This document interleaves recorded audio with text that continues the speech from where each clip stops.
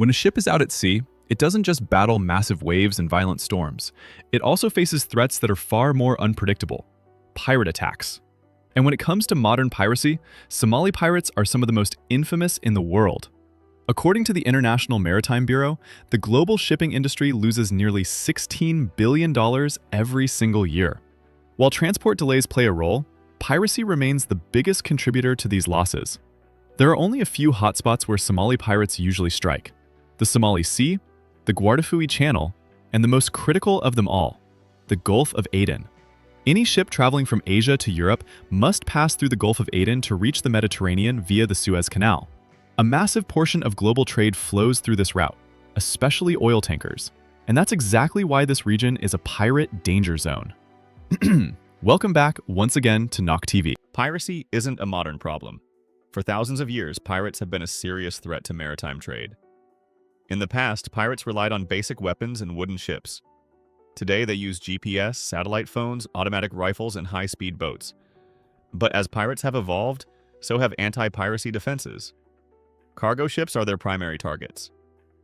Why? Because these vessels carry goods worth millions, sometimes billions of dollars, while operating with minimal crew. Contrary to popular belief, pirates usually aren't looking to kill. Their main objective is to hijack the ship, kidnap the captain or crew, and demand a massive ransom from shipping companies. They don't attack with just one or two boats.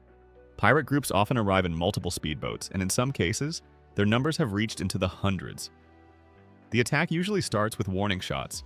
The goal is to intimidate the captain into stopping the ship. And remember, the captain isn't just responsible for navigation, but for the safety of everyone on board. Once close enough, pirates use grappling hooks to climb aboard. In many cases, they either seize control of the ship or force it to sail to an unknown location. And here's the harsh reality. When a ship carrying millions in cargo is taken hostage, companies often find it cheaper to pay a few $100,000 in ransom than to risk everything. But modern ships don't just sit back and wait. When pirates are spotted, the first step is to alert nearby naval or coastal security forces. Next, the captain pushes the ship to maximum speed, not to outrun the pirates, but to create massive waves. These waves make it extremely difficult for small pirate boats to stay stable. While help is on the way, the crew's job is simple: delay the pirates as long as possible. 1. Water cannons, the most effective non-lethal defense. Almost all modern vessels are equipped with high-pressure water cannons mounted around the ship. Each nozzle can blast over 1,300 gallons of seawater per minute at nearly 175 psi. That's powerful enough to knock pirates off their boats, and in some cases, flip the boats completely. These marine-grade stainless steel cannons are controlled from the operations room using joysticks and can even run in automatic mode. 2. Flooding systems. Some ships are fitted with specialized outlets that force water directly into approaching pirate boats. Once activated, these systems flood the boats, slowing them down and forcing pirates to retreat, as P-traps. When water alone isn't enough, P-traps come into play. These are heavy steel arms extending from the sides of the ship, equipped with steel cables. When released into the water, the cables tangle with the propellers of pirate speedboats, stalling their engines and wasting precious time. 4. LRAD, long-range acoustic device. This is where things get intense. The LRAD emits a focused sound beam that's unbearable to the human ear. With a range of up to 5 kilometers, the sound is so piercing that most people instinctively flee. It's used not just against pirates, but also for crowd control and riot dispersal. 5. Electric fences. Some vessels are protected by electric fences along their outer rails.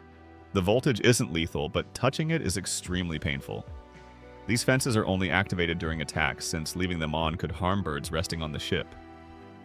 In April 2009, the cargo ship Maersk Alabama set sail from Oman to Kenya.